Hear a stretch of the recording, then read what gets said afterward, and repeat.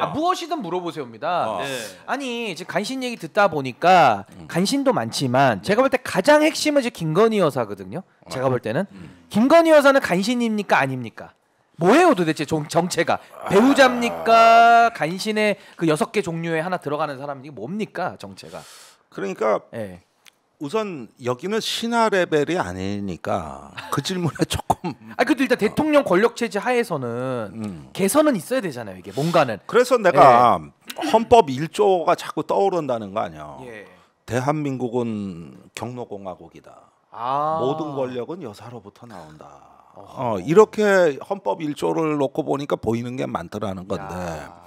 근데 여사는 뭐냐면은 내가 윤석열 대통령, 우리 아저씨를 대통령으로 만든 사람이야. 그 약간 상황 같은 개념인가요? 상황.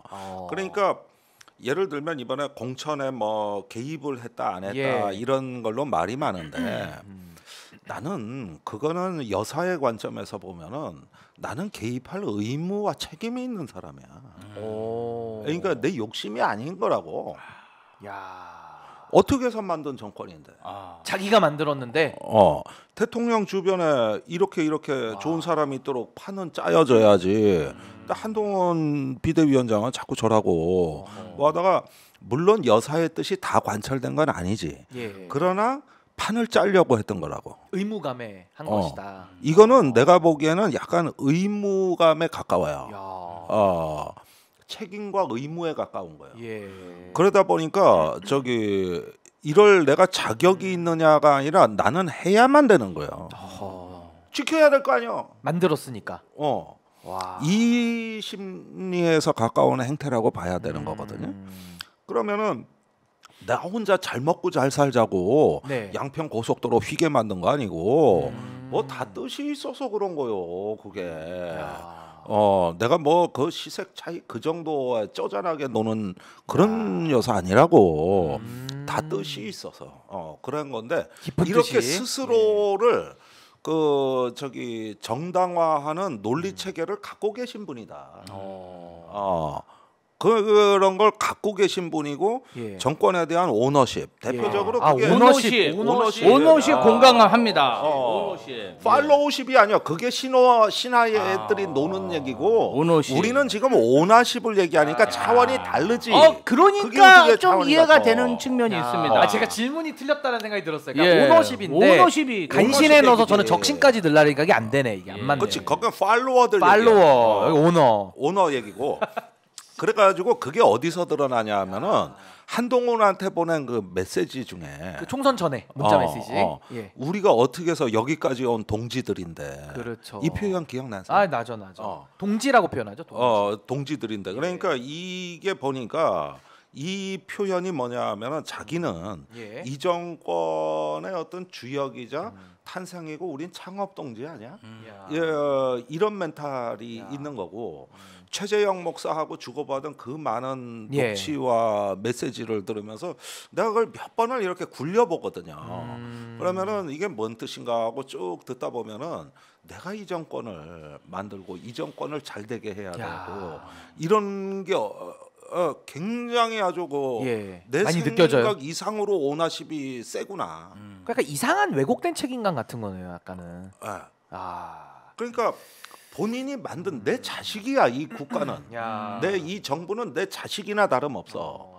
그리고 여기까지 오는데 그때 잘 따라오더니 왜 지금은 안 따라오냐. 우린 동지인데 이거는 약간 겸손한 표현이지 실제 멘탈은 그 오너십이기 때문에 이 총선에 개입이다 뭐다 하는 걸 우리는 일반적인 여사의 수준에서 이렇게 뭐 개입을 하고 뭐 이런 게 있을 게 문제가 된다 그러지만 막상 본인은 그게 아닌 거야.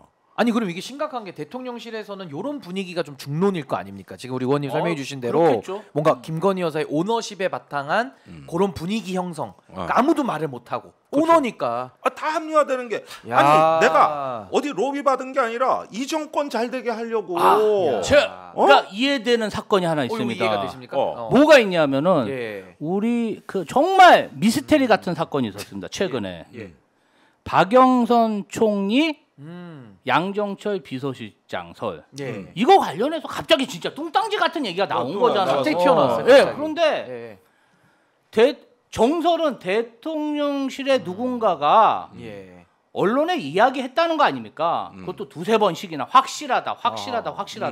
사실 이 정도 되면 예. 그 당시에 정진석 비서실장이 와서 찾아야 돼. 누가 발설한 거야? 안 찾잖아. 아. 그러니까 안 찾든지 못 찾든지 안 했죠 어쨌든. 아니 그리고 뭐 대충 뭐 이렇게 예. 하면서 그런 얘기하면 앞으로 엄단하겠다 이러고 쓱 넘어가. 협박하고 넘어가. 쓱 넘어가. 예. 출처 불명의 뭐 이런 것처럼. 흐물흐물했어요. 그러면 그 배우가 오너십이 있는 아하. 누군가가 아닐까? 그러니까 배우에는 오너가 있다. 건들지 오너가. 못하는. 그러니까 성역. 그렇죠. 성역. 그렇죠. 그러니까 핸드폰도 상납하고. 그렇죠. 검사들이 가서 직원이 아니라 아. 그거는 오너십만 가질 수 있는 행태다. 오. 못 건든다. 최고 그룹이죠. 그렇죠. 아니 오늘 우리 김종대 의원님께서 간신학으로 출발하셔가지고 이 오너십으로까지 이 정권의 본질을 아주 정확하게 저는 정말 설명해 주셨다고 보는데 제 김건희 여사가 국정 개입을 통해 가지고 이익들 많이 뽑아 먹었거든요. 뭐 수의 계약부터 얼마나 많습니까? 뭐 양평 도로 놓고 이런 거. 그다음에 당무 개입을 했어요. 한동훈 비대위원장한테 뭐 문자도 보내고 여러 차례 당무 개입도 했고 이제는 총선 앞두고 선거 개입까지 하면은 이거 민주주의 범죄거든요. 파괴 범죄. 그래서 과거에도 박근혜 대통령, 윤석열 대통령이 검사 시절에 민주주의 파괴했다 이래 가지고 공직선거법으로 여론조사 2번 돌려본 거 가지고 징역 3년을 구형해 가지고 징역 2년을 때렸습니다, 판사가. 맞아요. 그러면 요 기준에 봤을 때 김건희 여사는 어디까지 이제 손을 더 뻗칠 걸로 좀 예상을 하죠. 여기까지 올 때까지 좀 다 왔다고 보거든요. 예. 그런데 그때 최순실은 오너십이 있었어요. 아, 최순실도 오너십이 있습니까? 최순실도 오너십이 그 있었죠. 김건희랑 비슷한데요, 입장이? 박근혜는 내가 다 책임진다. 아 그랬죠. 내가 지킨다. 야, 오너십으로. 오호. 그런데 이게 일반인들이 용납할 수 없는 그 행태였단 그게 말이에요. 국정농단이라고 그걸 국정농단이라고 국정농단. 그랬죠. 예. 그리고 그랬는데 지금도 같은 원리로 해석이 되는데 갑자기 이 영역에서는 이런 어떤 그 뭐 저기 여사가 개입을 했다, 당무 개입을 했다, 선거에 개입을 했다 이런 논리가 주변화되고 예. 가족주의 이데올로기가 등장하는 것이죠. 그러니까 최순실은 박근혜한테 예. 한 가족이나 마찬가지예요. 그렇죠. 여기는 실제 가족이요. 패밀리즘이네, 패밀리즘. 패밀리즘이죠. 패밀리 그래가지고 비즈니스. 패밀리 비즈니스. 예. 그런데 우리 저기 뭐냐 예. 저 이 가족 국가인데 가족 국가. 가족 국가. 국가인데 야 여기서 정말 중요한 단어 나왔습니다. 예. 이런 상황에 동시 접속사 2,200명. 야, 역시. 김종대 효과 나왔습니다. 예, 가족 국가까지. 가족 국가. 가족 국가인데 예. 여기서 자꾸 예. 한동훈이 미치는 게 비행 청소년 비행 청소년. 같아 중학교 보이는 2학년. 거지. 삐뚤어질래. 어, 일진. 그렇지. 예. 이러니까 아버지 화났잖아. 너 가서 어허. 빌어. 아버지 술 먹죠, 열받아서. 아버지. 이래가지고 예. 또 만나게도 해줘 실제. 아, 오너가 만나게 주선도 해주는 겁니까? 이럴 때는 이제 저 갑자기 소녀 가장이나 아니면은 뭐 어머니 같은 행태가 따뜻한 나오죠. 밥도 지어주고 갈비도 뜯게 해주고 뭐 이런 거. 그렇지. 우리 오너 여사님이 열심히는 사시는군요. 아니 그건 맞아요. 아니, 오너십이 요거는 있으니까. 그 이제 설명. 오너십이 있으니까 그렇게 열심히 아니, 사는 제가 거야. 아까 얘기했잖아요. 제가 선미라는 가수가 24시간이 모자라라는 노래가 있어요. 와. 24시간이 모자라 이런 노래가 있습니다. 그건 왜 모자라? 아니 그러니까 이제 바쁘다 이거죠. 그러니까 김건희 여사도 24시간이 모자른 상태 아니냐. 연락할 그렇죠. 때도 많고 오너십, 예, 가족 맞아. 국가. 오늘 가족 국가 너무 예. 이해가 팍팍 들어옵니다. 가족 국가. 예. 그러니까 신성 가족 이데올로기. 이게 야. 이제 그 저기 마르크스가 쓴 그 예. 신성 가족 헤겔인가? 갑자기 이거 헷갈리네. 예. 그러면서 이제 독일 신성 가족 이데올로기. 이게 아주 유물론의 유명한 저작이란 말이에요. 그렇죠, 그거 저 유물론. 예. 변증법에 나오는. 그랬는데 뭐냐면은 예. 우리는 문재인 정부를 무너뜨리고 어허. 이렇게 여기까지 온 목숨 걸고 여기까지 온 집단이야. 우리는 한 가족이야. 이렇게 얘기를 하는 건데 그런데 사실은 윤 대통령이 네. 적신이라고. 그러니까 어느 기준으로 보느냐에 따라 또 달라지네요. 그렇죠. 적신이죠. 검찰 공무원 출신 윤석열 검찰총장은 적신이죠. 문재인 정부의 적신이 되는 거죠. 적신이 뒤집어 엎었으니까. 와, 요거 맞습니다. 적신이네. 나 지금 소름 돋았어 지금. 아, 의원님 요런 분석하는 데는 우리 오마이 TV 신인규의 핫스팟밖에 없습니다. 야, 우리 와, 김경태 의원님 오늘 전 의원님, 야 따봉 박수 한번 와, 칩시다. 박수. 야, 뭐 소름 돋았어. 지금. 윤석열은 적신이다. 적신인데 예. 내가 이런 모델이 될 만한 정치인을 동서고금에서 또 자꾸 찾았어. 오, 찾아집니까? 예. 일본의 도쿠가 이에야스하고 비슷해. 독국가와 이에야스. 도요토미 히데요시의 가신으로 들어가. 예. 그러나 도요토미 히데요시가 죽자 그렇죠. 임진왜란이 끝나고 예.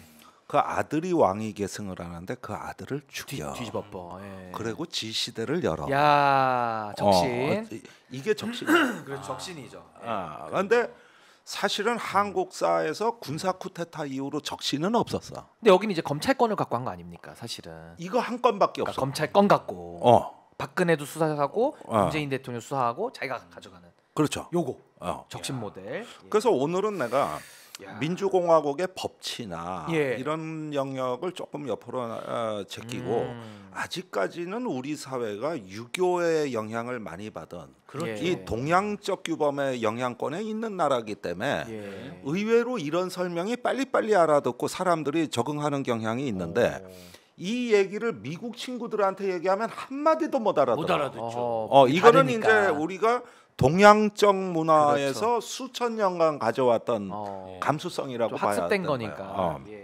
그러니까 그러면은 지금 적신 밑에 지금 간신과 참신들을 드글드글한 겁니다. 거느린 건데 예. 이러다 보니까 이제 국민들이 보기에는 이제 제 나라 황공 같이 일정 정도 이제 우리 정부 같지가 않아 이런 느낌을 받게 되고 그렇죠. 두 번째는 뭐 최해병 특검이다 명품백, 명품백이다 특검. 이런 것들은 일반의 정치에 관여를 안 하는 상식적 국민들이 보기에 그건 정치권의 싸움이라고 봤는데 의정대란 같은 경우는 경우가 다른 게 저 무능한 대통령이 나한테도 재앙이 될 수 있겠다. 그렇죠. 이런 현실적 공포라는 점에서 위기감, 다른 거죠. 위협감 같은 거. 그렇죠. 그런 면에서 다른데 이때 이제 거리감이 나타나는데 그렇죠. 실제로 대통령이 거리두기 하는 모습을 보여준다. 현실 인식도 너무 동떨어지고.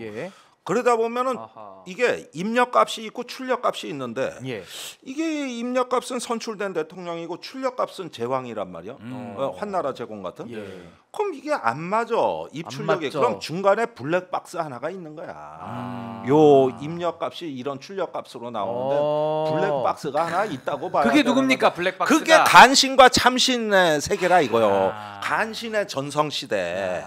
이렇게 된 게 이게 블랙박스. 아니 그러면 이게 눈에 안 보여. 아니 이게. 그럼 제가 드는 생각이 뭐냐면 오너라고 하는 오너십의 창시자 김건희 여사는 그 간신들 눈에 보이지 않을까요? 보이면 그 블랙박스 갖다 뜯어 버려야 되는 거 아닙니까? 오너인데 자기가.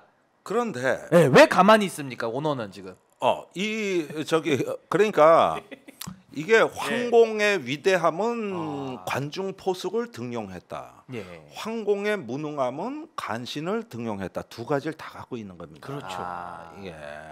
그러니까 어떤 면에서는 이 오너 그룹, 이 가족들의 가족 국가에서 일단은 그 동안에 자기들의 그 어떤 그 만들어 놓은 세계를에서의 스스로 이제 보호받고 싶고 그러니까 방탄 장치들이 많아진다든가 그다음에 이제 항상 결과보다는 과정을 따지고 예를 들면 합리성의 합은 비합리성입니다. 부분은 합리적인데 그렇죠. 전체로 보면 부분은 합리적인데 전체로 봐선 비합리적인 거예요. 그런 경우가 많죠. 그러니까 제가 군에서 보면은 어떤 환자가 하사가 맹장염에 걸렸어요. 그러면은 이송을 해야 되는데 마침 인근에 국군 병원이 내부 시설 공사 중이었어요. 이송까지는 빨랐는데 리모델링 한다 그러니까 다른 국군 병원으로 뺐어요. 여기서 8시간이 걸렸어요. 거기에서 또 마침 응급 의사가 없어가지고 긴급 옆부대에서 출동을 시켰어요. 요 각각의 과정을 보면 너무 합리적이고 칭찬받을 만해요. 근데 문제는 환자가 죽었어요. 이럴 땐 비합리적 선택을 해야 되는데 그때 옆에 민간병원 가면 돼. 그럼 살았다. 던 거죠. 맹장이 터져 죽어서 합병증으로 죽은 건데. 아이고. 그런데 우리나라 연간 맹장 수술이 50만 건이래. 그렇죠. 이건 동네 병원도 다 해. 네. 민간 병원도 민간에서는? 큰 예. 병원 갈 필요도 없어. 근데 큰 병원 옮긴다고 하는 이 합리적 사고가 예. 결과에서는 비합리성을 냈어요. 이건 실제 있었던 일입니다. 그러니까 무슨 얘기냐면 의정 대란이 있다 그러는데 이거 저기 뭐 의사 2,000명 늘린다. 예. 그다음에 그걸 갖다가 이제 전공의들은 저기 안 돌아오니까 이제 경찰 소환이 시작됐다. 거기에서 또 다음 과정이 나가고 군의관을 급파했다. 투입한다. 요 예. 각각을 짜게 놓고 봐. 비합리적인 결정이 어디 있어? 다 그때는 나올 법한 처방이 다 나온 거지. 근데 전체를 합쳐놓으니까 엉망진창이죠. 비합리적 결론이 나오지. 그렇죠. 이때 정치인은 무엇에 책임을 지느냐인데 이 간신들의 세계에서 보면은 예. 과정을 다 짜게 해서 각각의 과정에 대한 어떤 저 책임과 자기들 본분을 이야기하는데 예. 그건 국민들이 듣고 싶은 이야기가 아니야. 그렇죠. 예. 국민의관 오면 오고 안 오면 안 오는 그러니까 거야. 결과값을 이제 국민들은 원하는 결과치를 거죠. 원하는 그렇죠. 거거든. 예. 그래서 막스 베버가 직업으로서의 정치 얘기한 게 자질이 두 가지라 그랬잖아. 예, 베버. 첫째 소명, 소명. 두 번째 결과에 대한 책임. 그렇죠. 그래서 현대에 와서 책임 정치라는 말의 뜻은 결과에 책임진다 뜻. 그 이제 무한 책임을 말씀하시는 정치적 무한 책임. 무한도 아닙니다. 결과값이 잘못 나왔으면 애초 가정을 잘못 설정한 거 아니냐. 비현실적인 가정을 그걸 수정하면 되는 거예요. 그렇죠. 그래서 다시 합리적 결과로 지향하도록 정책과 조직과 제도를 조정해 주는 것이죠. 그렇죠. 그러면 결과치는 다시 합리성을 지향하게 되는 겁니다. 아하. 이것에 책임을 지는 거야. 그러니까 이게 책임 정치라고 말하는데 네. 이 사람들은 이 결과는 일단 언급하는 주제에서 빼요. 이걸 빼고 예. 뭘 넣냐 하면 오늘 저기 전공의 소환했습니다. 오늘 군의관 투입했습니다. 오늘 비상진료 체계 가동했습니다. 누가 안 했대? 그러니까 그거는 국민들이 듣고 싶은 얘기가 아니에요. 야. 그래서 이 저 간신들은 모든 걸 정당화하고 보수를 만족시킬 때 이렇게 했습니다. 1급 이상 비서관들 파견했습니다. 7개, 17개 다 내보냈습니다. 맞아.